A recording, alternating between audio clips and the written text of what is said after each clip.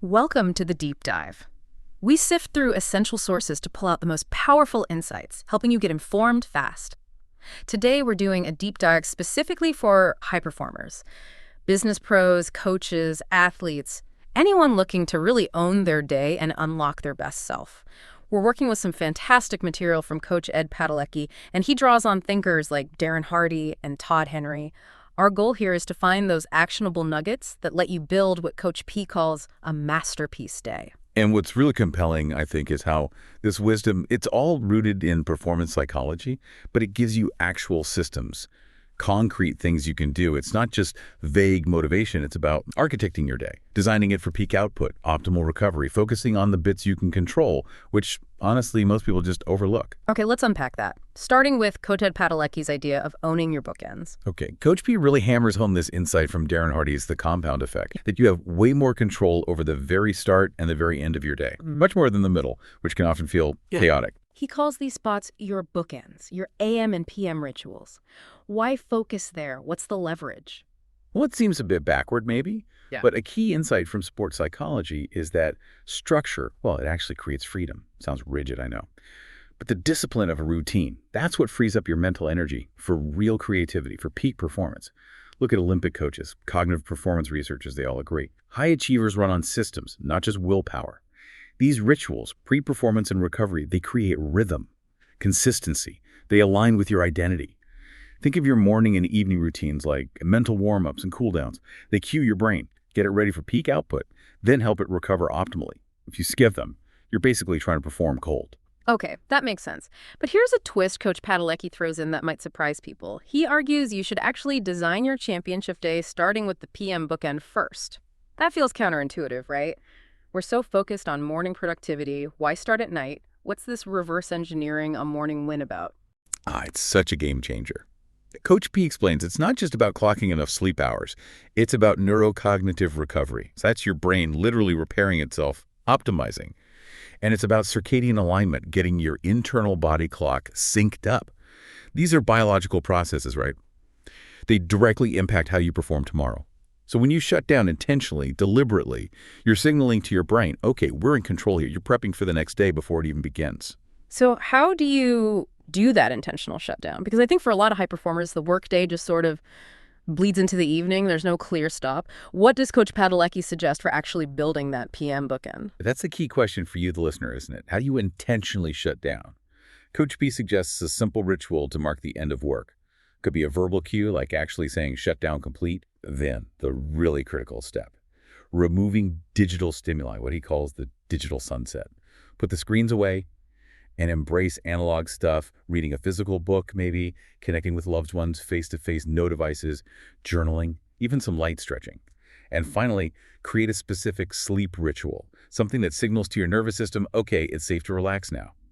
Coach P is very clear. Sleep isn't passive time off. He calls it performance training in disguise. How many of us just collapse on the couch and skip that vital cool down? That really reframes it, performance training. I like that. Okay, so PM bookend is the foundation. But even if you nail the wind down, the morning can still feel like hitting a brick wall, right? Immediate demands, chaos. Are there specific challenges to designing that AM bookend, even if you've got the night sorted? How does Coach P suggest tackling that? Oh, absolutely. The morning often feels like a sprint from the moment your eyes open. So Coach Padalecki says, once you've got that PM bookend solid, then you design the AM. Because when you start the day truly on your terms, setting the tone yourself, everything else tends to bend to that energy. It follows your lead. Your AM ritual acts like a neural primer, a deliberate sequence that boosts your clarity, your motivation, your readiness for tasks. Elite performers use this first hour, consciously or not, to reinforce their identity, to make choices aligned with who they want to be. It's about being proactive from the get-go, not just reacting to emails or notifications. Can you give us a concrete example? What does Coach P's own AM ritual look like? What's in that sequence? His own routine is quite insightful. He outlines waking early, then a short 5-10-minute meditation, then some stretching. After that, he journals his vision, and then he does a block of deep work, focused, high-value work. Only after all that does he re-engage with the digital world, check emails, messages. Every single one of those actions signals, this is who I am. This is what matters. It reminds me of that Gustave Flaubert quote, be regular and orderly in your life so that you may be violent and original in your work. Routine isn't the enemy of creativity here. It's the amplifier. It creates the space for that deep, original work. Okay, so putting this all together for the listener, the high performer trying to integrate this, Coach Padalecki has this great 1% better practice idea, the Bookend audit. How does someone actually start with this, especially if their days feel totally out of control right now? It really boils down to starting small and being intentional. So for the big picture, the macro view, Coach P asks you to think, what does my ideal masterpiece day actually look like? Start by visualizing those AM and PM bookends. Get really clear on that. Then, the micro action. What's one tiny behavior, just one you could install tonight, or maybe tomorrow morning? Something that moves you just a little bit closer to that vision. He gives prompts too. What time would I really need to shut down work for optimal rest? What would a digital sunset actually look like for me? What's one identity-aligned thing I could do first thing tomorrow? The absolute key is pick one. Start tiny. Make it super obvious, easy to do, and just repeat it. Consistency builds the momentum. That focus on intentionality, especially at the edges of the day, it leads perfectly into another really powerful concept Coach P brings in. This one's from Todd Henry's book, Die Empty Coach, calls it Your Life Report. It's a concept that, wow, it forces you to see your day very differently. Can you elaborate on that? Yeah, the life report. Imagine this. There's a silent reporter, invisible, following you from the second you wake up until you go to sleep. And this report is just meticulously documenting everything. Every choice you make, every reaction, how you use your time, where your focus goes, what distracts you, your energy levels throughout the day, just the facts. And at the end of the day, that detailed summary, that becomes the official, uneditable record of your life for that day. No explanations, no do-overs. Suddenly, today feels a bit more significant, doesn't it? It's a pretty stark mirror for how you're actually spending your time and energy. That's a really potent visual, and it connects so clearly to what sports psychologists call self-observation or self-monitoring. Elite athletes do this constantly, right? Through journals, video review, heart rate data. But Coach P says the most powerful tool isn't external data, it's their inner observer, this calm, non-judgmental awareness inside them. Tracking whether behavior matches intention. How does developing that inner observer help us day to day? Well, think of that inner observer as your own internal high-performance coach. It's always there, always watching, always recording. Not to beat you up, not to judge, but simply to help you stay accountable. Accountable to the identity you want to build. And this directly fuels what Coach P calls the identity loop. It goes, behavior shapes identity, which then influences future behavior, which reinforces identity, and so on. Repeat, repeat, repeat. When your actions, your behaviors match the self-image you aspire to, confidence grows. Self-respect builds. When they don't match, self-respect tends to erode. And this loop, it's running constantly, whether you pay attention to it or not. So the crucial question becomes, are my choices today reinforcing the identity I truly want?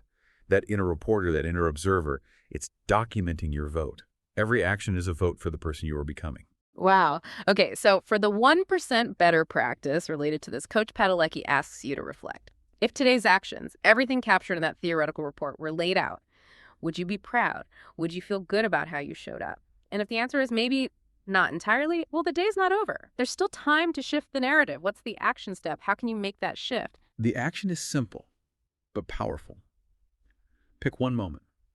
Just one moment in your upcoming day.